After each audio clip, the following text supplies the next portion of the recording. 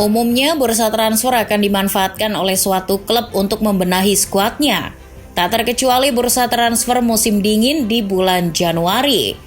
Pembenahan skuad itu seperti untuk mendongkrak performa klub agar bisa masuk papan atas atau supaya terhindar dari zona degradasi.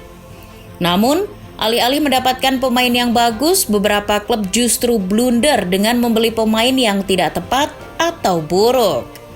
Termasuk beberapa klub di English Premier League. Nah, berikut ini 8 transfer musim dingin terburuk Premier League. Alexis Sanchez merupakan salah satu rekrutan masif Arsenal sebelum deadline day. Di musim pertamanya, Sanchez sudah terlihat memahami karakteristik Arsenal. Ia seperti pemain lama yang sudah bisa masuk ke dalam ritme dan pola permainan kesebelasan barunya. 19 gol dan 9 assist berhasil ia torehkan di musim pertamanya. Sanchez bahkan dinominasikan sebagai pemain terbaik Liga Inggris pada tahun debutnya. Hal ini membuat manajemen Manchester United kepincut mendatangkannya ke Old Trafford.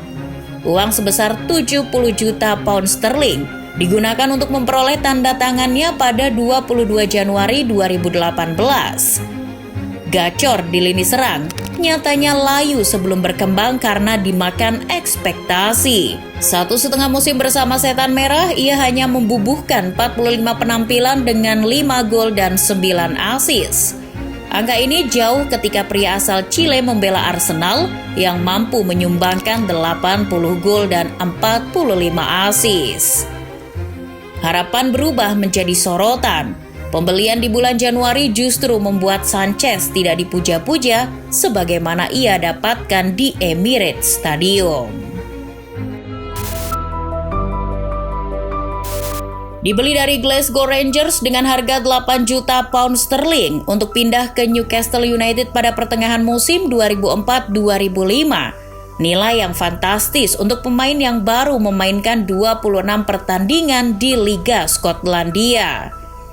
Performanya di Rangers cukup ciamik karena berhasil menjadi pemain belakang dengan banyak memenangkan duel udara dan tackle.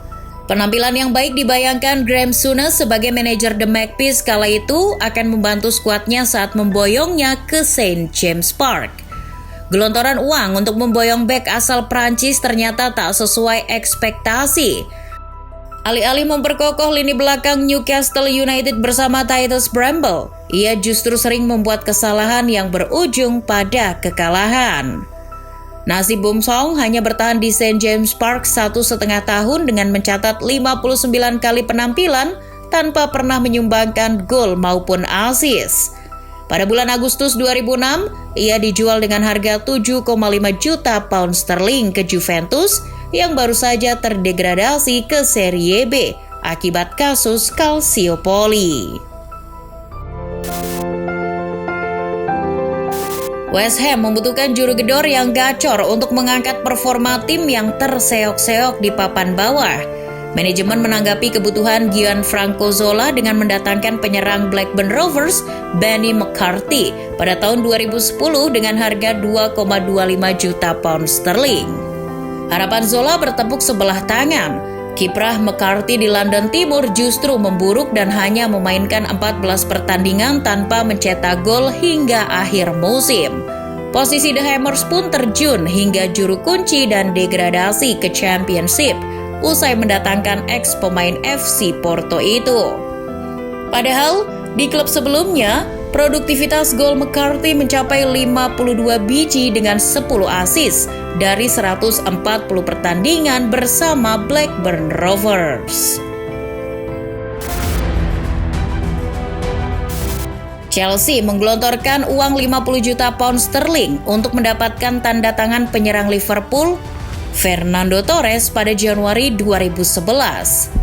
El Nino bertahan 3,5 musim di Stamford Bridge dengan torehan 45 gol serta 35 assist dari 172 pertandingan. Catatan itu menurun karena bersama Liverpool ia berhasil mencetak gol 81 biji dan 20 assist dari 142 pertandingan. Mampetnya keran gol Torres disebabkan tidak cocok dengan Chelsea yang DNA Jose Mourinho. menjadikan Didier Drogba sebagai target man dan Frank Lampard sebagai orkestra sekaligus finisher di lini tengah. Torres diplot menjadi second striker yang memperlambat gerak dan mengurangi area jelajahnya pada formasi tersebut. Kesulitan akan taktik pelatih-pelatih selanjutnya merupakan karma dari transfer gede yang diinisiasi pemilik klub Roman Abramovich ini. Kedatangannya adalah imajinasi bos Chelsea untuk membangun fondasi kejayaan yang berbuah menjadi malapetaka bagi klub dan pemain. Liverpool mengontrak Andy Carroll seharga 35 juta pound sterling pada Januari 2011. Namun, sang striker meninggalkan The Reds 1,5 musim berikutnya. Ia awalnya diharapkan menjadi pengganti sepadan Fernando Torres yang diboyong Chelsea. Apalagi ia mampu mencetak 11 gol dalam 19 pertandingannya saat di Newcastle. Sayangnya saat berbaju The Reds, Carroll baru bisa mencetak 11 gol ketika sudah melewati 58 penampilan. Itu adalah rekor buruk bagi penyerang yang harganya selangit. Tak kunjung membaik hingga The Reds berganti nahkoda Brendan Rodgers. Carroll mulai disingkirkan. Akhirnya Carroll pun dipinjam West Ham dengan opsi permanen. Ajaibnya, di West Ham keran golnya meningkat sampai di atas 30.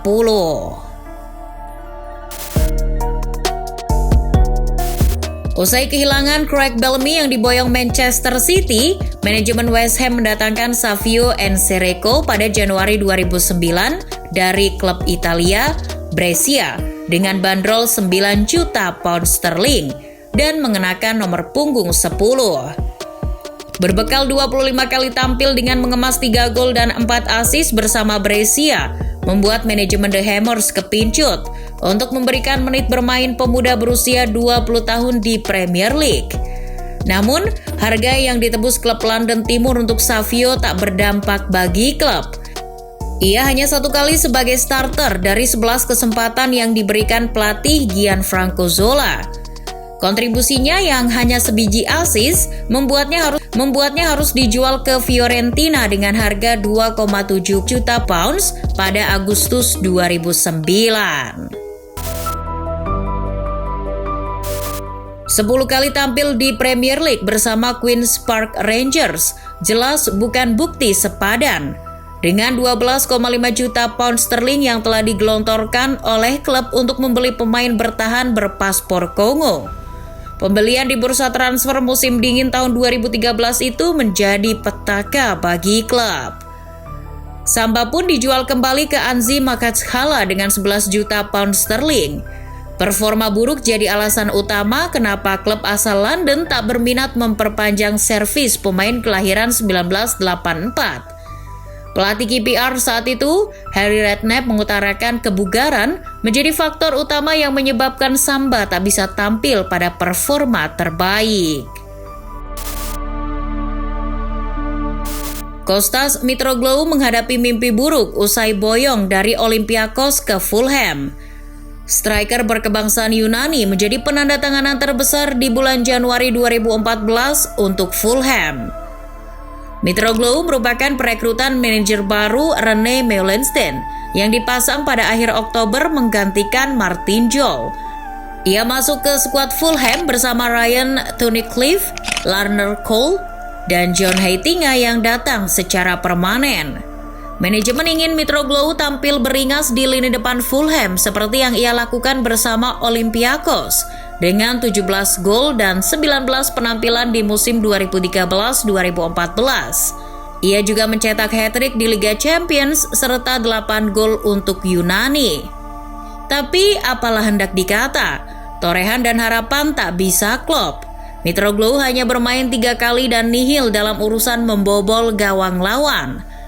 Uang 241 miliar rupiah tampak sia-sia untuk penyerang yang tidak sepenuhnya fit untuk mengangkat performa tim. Pundi-pundi uang pun terbuang sia-sia. Ia bukan hanya tak mampu mencetak gol untuk Fulham, tapi juga tidak bisa berbuat apa-apa untuk menyelamatkan klub dari degradasi. Kegagalan transfer di bulan Januari acap kali bikin jengkel manajemen klub. sebab perencanaan instan dan cenderung menunggu deadline day. Perekrutan tanpa direncanakan bikin raca keuangan tidak seimbang dan prestasi klub pun tak kunjung membaik.